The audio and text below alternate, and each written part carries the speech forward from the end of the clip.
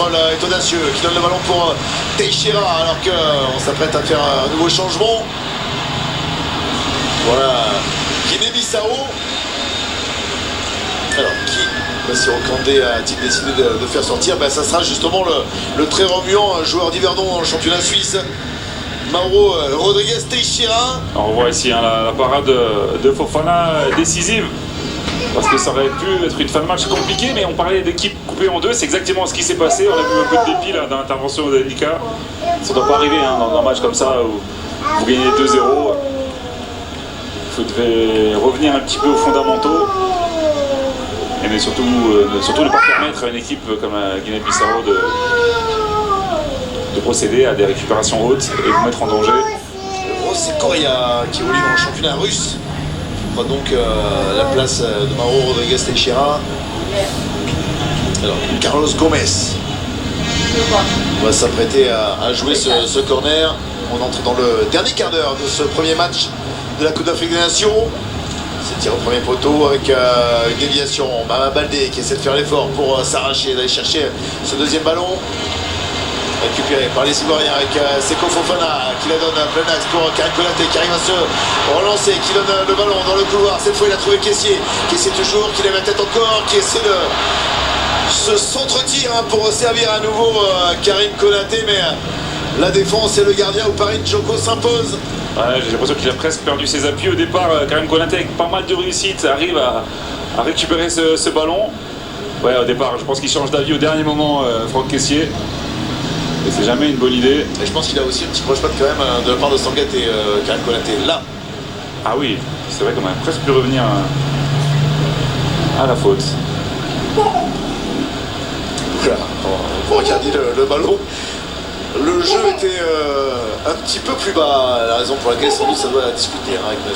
Mahmoud Achor, l'arbitre assistant vidéo qui doit discuter. Alors que Willy Bolly va donc prendre la place de Ousmane Diomandé. Ouais, ça aussi, hein, ce changement à 2-1, je pense pas qu'il le fasse.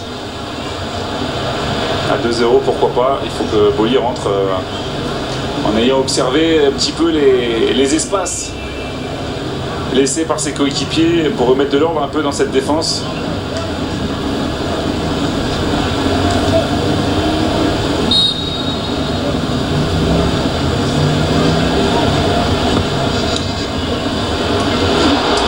Ce ballon dans la surface, on a du mal à dégager. Diallo.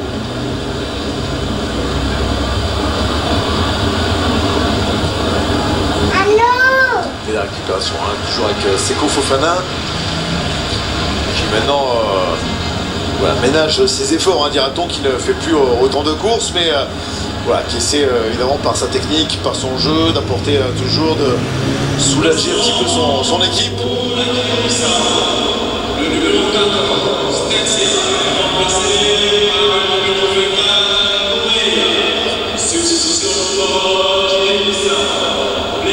Je vous rassure, le speaker nous annonce le changement Il y a 10 minutes. Il y a 10 minutes. Hein. Voilà, c'est bien l'entrée de José Correa à la place de Teixeira Rodrigues. Gislain Conan qui essaie de résister. Alors que décide l'arbitre qui siffle la faute hein, contre José Correa.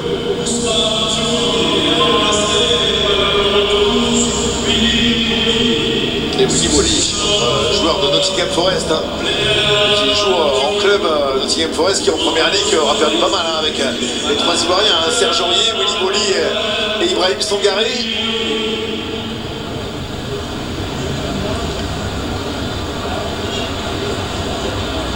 Eux payent lourd tribut, d'autant que bon, de l'avis de tout le monde, la Côte d'Ivoire a quand même de bonnes chances de faire un parcours qu'on qualifiera d'un petit peu long. Ouais. Éventuellement jusqu'à la finale.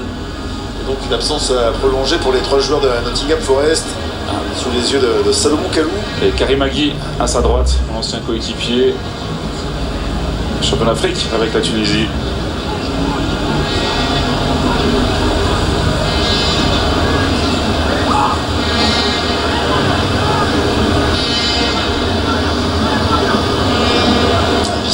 Le ballon a été récupéré.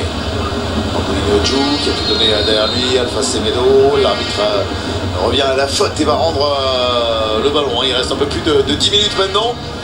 Les Ivoiriens cherchent leur second souffle alors que la Guinée-Bissau essaie évidemment d'aller marquer un petit but, essayer de sauver un petit peu les meubles, sauver de l'espoir. Eux qui vont donc enchaîner avec un match décisif. Ça sera le 18 janvier contre la Zalande nationale, la Guinée équatoriale. Pour avoir une chance de sortir du groupe, il faudra faire un résultat face à la Guinée équatoriale. Ouais, ça c'est pour eux leur finale avant de terminer contre le Nigeria.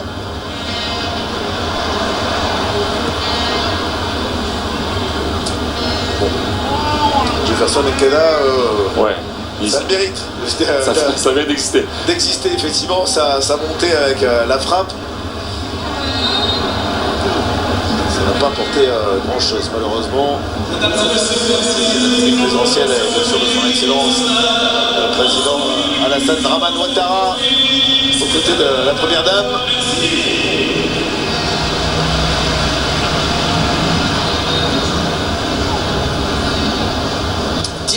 Il reste 10 minutes dans ce premier match.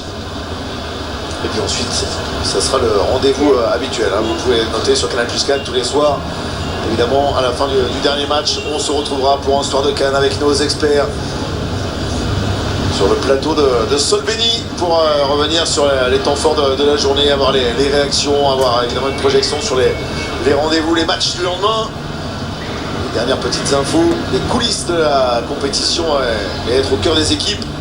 Ça sera évidemment dans ce soir de Cannes chaque jour. Alors que Kessié a fait la différence. Kessié qui est passé avec sa puissance. Kessié toujours qui résiste. Kessié qui met le ballon dans la profondeur.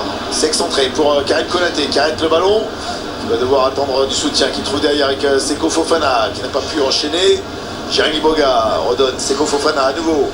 Plein axe pour Sangaré. Les fins de frappe. Il a été tenté, Sangaré, de frapper de loin. Ouais, mais son premier contrôle n'était pas bon malheureusement. Allez, Nicolas Pepe qui se retourne, elle est direct dans la surface de réparation. Et Mama Baldé finalement qui aura le dernier mot face aux joueurs du Trabzonspor. Ah, c'est une belle sortie de balle ça aussi. Et dans les orientations, ils ont quand même des moments où ils pratiquent un beau football. Alpha Semedo, le 1-2 était un petit peu long. Et finalement... les Djurtous qui se contentent d'une touche en position haute concédée par le capitaine des éléphants, Serge Aurier. Ouais, on voit des joueurs qui ont des crampes, Mama Baldé qui reste au sol. Ça n'est pas le seul, ça couine un petit peu du côté des Djurtous de la Guinée-Bissau. Un peu fatigué alors que la caméra est allé chercher Jean-Philippe Crasso. Remplaçant de luxe du capitaine Sébastien Allaire, qui nous a gratifié de ce but somptueux. Et c'est un vrai geste technique, le fait de se mettre au sol rapidement et de rabattre ce ballon et de ne pas vouloir la prendre parfaitement. Ce qui surprend aussi Djoko avec ce rebond en plus. C'est un vrai beau but de la part de Crasso. Mais voilà, qui valide effectivement les choix de Jean-Louis Gasset, d'avoir opté pour lui plutôt que Karim Konaté à l'entame de ce premier match. Certainement l'expérience, il faut rappeler que Karim Konaté est un tout jeune joueur qui fait juste ses premiers pas en Europe avec Salzbourg et qui il découvre la Ligue des Champions notamment. Ouais, mais c'est bien pour ces jeunes joueurs d'avoir du temps de jeu dans un cadre apaisé. Alors que Jean-Philippe Crasso, il a une histoire, il a été repéré par l'AS Saint-Etienne lors d'un match de Coupe de France. Il évoluait à Épinal, il a tapé dans l'œil des dirigeants stéphanois qui l'avaient fait venir ensuite dans le Forez. Et donc maintenant, la suite de sa carrière à l'Étoile Rouge Belgrade. Ah ouais, il évolue en 5e division. C'est l'équivalent de la 5e division, Épinal, et même un petit club à côté de Strasbourg. Et c'est vrai que c'est une trajectoire assez fulgurante pour lui, jusqu'à jouer à la Coupe d'Afrique des Nations. Et de se retrouver titulaire effectivement pour ce premier match. Alors, qui était passé un petit peu sous les radars, dira-t-on, de tous les clubs professionnels. Ce garçon, le dégagement, tant bien que mal, de Willy Molly. Alors qu'on va faire encore du changement et que Mama Baldé, pris par les crampes, va devoir céder sa place. le joueur de l'Olympique Lyonnais. Ouais, beaucoup d'efforts pour lui.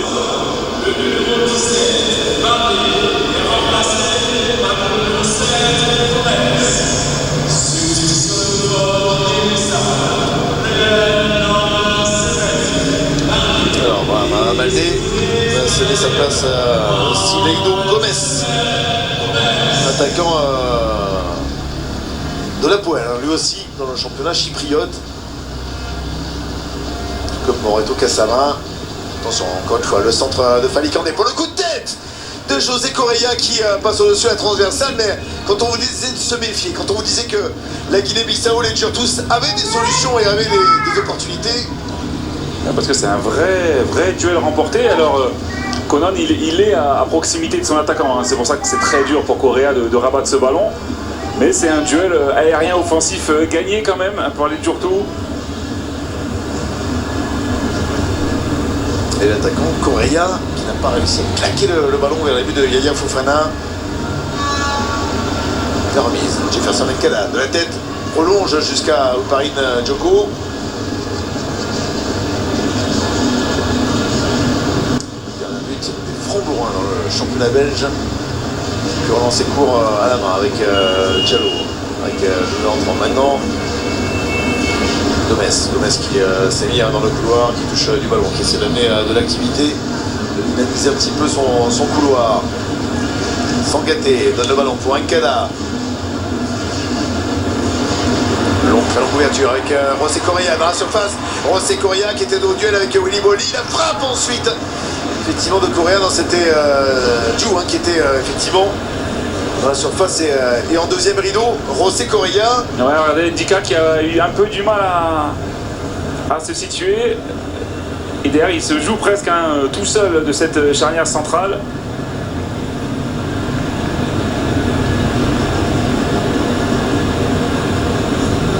Voilà, derrière, le pied gauche n'est pas du tout assuré. Ouais, Coulino qui aurait pu faire la différence. Ça ne changera peut-être pas le score évidemment et enlever la victoire aux éléphants de la Côte d'Ivoire, mais ça serait un motif d'espoir clairement pour Bassirou Kandé et ses Djurtous. José Correa encore une fois dans le couloir qui va essayer de provoquer, qui va chercher des solutions.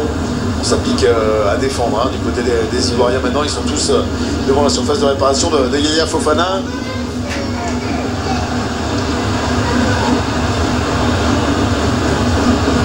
C'est dommage, hein. Il y a eu des appels là-bas au couloir droit. Ils n'ont pas été servis par Fofana. Un beau gars, hein, toujours sur la pelouse. Hein. C'est le seul joueur offensif qui est encore là. Il a fait beaucoup d'efforts, beaucoup de dribbles. Il a été plutôt intéressant le Niçois. Et il a logiquement un petit peu baissé de pied sur cette fin de match. Qui a beaucoup joué avec le coach italien Francesco Farioli à l'OGC Nice. Il est clairement dans le dispositif. Alors l'OGC Nice c'est une équipe qui ne prend pas beaucoup de buts mais qui a également quand même une animation offensive intéressante et Jérémy Boga effectivement a la confiance du jeune technicien italien, alors que l'arbitre reviendra à une position de hors-jeu de Nicolas Pepe. Ouais, Bolly qui met un ou deux appuis de trop avant de servir l'ancien Lillois. Gislain Conan avec Sangaré en appui derrière lui. Evan Dika. La feinte de Dika. Sangaré qui va aller chercher la profondeur avec la transversale pour Serge Aurier qui a pris le couloir. Serge Aurier, la feinte de centre. Le ballon lui revient dans les pieds. Serge Aurier, mais non, il n'arrive pas à enchaîner. Ah, il était encore sur son centre contré là, il n'a pas pu reprendre ce ballon, c'est dommage. Et attention, allez, avec le contre, Alpha Semedo. C'était derrière Francolino avec José Correa de loin qui frappe, mais ça passe largement à côté des buts de Fofana. Ah, il se précipite un peu Correa, pourtant il doit avoir l'esprit un peu plus lucide et plus frais, hein, lui, nouvel entrant. Regardez, hein, le centre contré et derrière il met un peu de temps Serge Aurier. Le contrôle aussi hein, est mal assuré.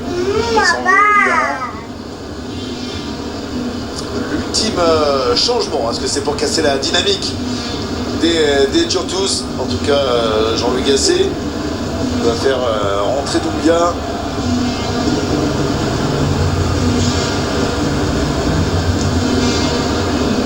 avec les changements. Hein. Bon, effectivement, ils avaient pas mal d'occasions. Et Idrissa Doumbia évolue en championnat qatari. Hein. Preuve qu'effectivement, le travail a été fait sur toute la diaspora pour aller repérer ce genre de talent. Il est parti le jeune milieu de terrain. En 98, effectivement des joueurs qui étaient pas sûrs du tout de faire partie, loin d'être le cadre. Et il va donc prendre la place d'Ibrahim Sangaré, qui aura été à créditer, même si tout n'a pas été génial encore une fois d'un match plein. Où ils ont gratté, ils ont remporté la bataille du milieu de terrain. C'est peut-être là que s'est jouée la rencontre parce que voilà, on les attendait là-dessus hein, sur Seko Fofana, Franck Kessié et Sangaré. On peut dire que là-dessus, ils n'ont pas déçu. Non, ils n'ont pas déçu. Alors, moi j'ai quand même une petite réserve. Hein. J'aurais aimé que dans l'utilisation du ballon, surtout à la perte de balle, il y ait un peu plus d'activité. Après, quand vous menez rapidement dans un match, c'est compliqué. Et puis la compétition est longue, hein, donc on ne va pas leur demander de jouer leur vie peut-être sur ce match. Mais je pense qu'ils peuvent monter d'un cran leur exigence malgré tout. Mais le prochain match contre le Nigeria devrait être effectivement un test pour ces éléphants de la Côte d'Ivoire. Idrissa Doumbia, justement, qui a pris son premier ballon et qui se loupe un petit peu sur cette première ouverture. Lui a voulu mettre du rythme, lui a voulu de suite accélérer alors qu'on n'a plus forcément les cannes hein, du côté de ses partenaires. Au moment où on rentre dans le temps additionnel, qu'il y a 4 minutes à ajouter. Seko Fofana fait la différence. Seko Fofana qui envoie vers l'avant pour Nicolas Pepe qui essaie de la remettre à plein axe de l'extérieur du pied pour Karim Konaté. Mais voilà, c'est encore une fois, hein, c'est joué avec un petit peu trop de nonchalance, de négligence. C'est ce manque de qualité technique. Pepe, c'est un joueur. Je ne vais pas lui demander de prendre le pied droit avec le pied gauche extraordinaire qu'il a, mais il doit assurer son extérieur. C'est une passe décisive. Il doit être décisif sur cette action, lui qui est. Il peut surtout la pousser. Encore une fois, lui, il n'a pas joué 90 minutes, il n'est pas cuit. Allez, on revient dans le cœur du jeu. Essayer la frappe justement pour Nicolas Pepe. Voilà, on parlait de son pied gauche et effectivement, il doit avoir la lucidité pour réussir les gestes techniques décisifs. Ah, il met de la puissance, mais c'est pas du tout dans le cadre. Ouais, il propose quand même une solution à Seko Fofana, c'est ce qu'on retiendra avec cet appel qui traversait la surface de réparation, alors que vous avez vu le banc fait plus ou moins la grimace, notamment Wilfried Singo, hein, sans doute déçu évidemment par la tournure, lui qui a cédé sa place à Serge Aurier à la pause. Alpha Semedo qui donne pour Jefferson Nkala avec José Correa. Correa à l'intérieur, à l'opposé, là-bas, il a vu la solution avec le Sidalcio Gomez. Gomez qui perd le ballon, récupéré par les éléphants. On va essayer de conserver le ballon. Jérémy Boga, il fait une différence. Jérémy Boga qui donne pour Konaté, qui glisse le ballon à Nicolas Pepe. Le 1 contre 1 avec Fali Kandé. Pepe qui revient, qui vient s'empaler hein, sur Marcelo Amado Diallo. Ouais, ça manque de spontanéité. Tout le monde l'attend sur son pied gauche. Il doit se servir hein, parce qu'il avait presque 2 ou 3 défenseurs pour trouver une solution d'un homme libre. Ouais, Gomez de loin. Le Sidalcio Gomez, sans inquiéter plus que cela, Yaya Fofana qui vont profiter pour grappiller quelques secondes malgré les consignes. Vous voyez, de Bassirou Kandé là, qui déjà doit être en train de se projeter, de réfléchir sur la prochaine confrontation qui sera décisive pour cette Guinée-Bissau face à la Guinée équatoriale. En attendant le résultat demain du match évidemment à vivre sur nos antennes sur Canal Plus 4. Entre les Super Eagles du Nigeria et le Talent national de la Guinée équatoriale. Les contres étaient favorables. Doumbia n'a pas réussi à récupérer le ballon. Repris, mais bon effort de Serge Aurier qui donne le ballon à Doumbia avec la récupération. Kessié qui est sur le côté. Nicolas Pepe va le garder. Et l'arbitre va donc décider que c'en est terminé, qui scelle donc la victoire 2-0 des éléphants de la Côte d'Ivoire qui débutent leur Coupe d'Afrique des Nations par une victoire. C'était l'objectif évidemment pour les hommes de Jean-Louis Gasset. Gassé grâce à Seko Fofana et à Jean-Philippe Crasso. La Côte d'Ivoire débute donc par une victoire. C'était l'objectif, hein. C'était une grosse pression sur les épaules de Gassé et de son groupe. Ils ont relevé le défi, j'ai envie de dire presque haut la main. Hein. C'est vrai que le score, il aurait dû être beaucoup plus lourd, mais c'est un début de compétition, il a fait chaud. Il y a différentes conditions qui font que ce match, ce score n'est que de 2-0, mais en tout cas, c'est plutôt encourageant pour la Côte d'Ivoire. Il va falloir être un peu meilleur, notamment au milieu de terrain face au Nigeria, mais pour la Guinée-Bissau, toujours pas de match de but marqué. Il va falloir être aussi beaucoup plus réaliste dans les deux surfaces à la prochaine rencontre. Et bien voilà, la victoire donc 2-0 des éléphants de la Côte d'Ivoire. On va parler de cela évidemment avec notre rendez-vous tous les jours quotidiens pour retrouver les équipes, évidemment toute la bande de Vincent Raduro dans ce soir de Cannes, juste après la pub pour parler bien entendu de cette première rencontre.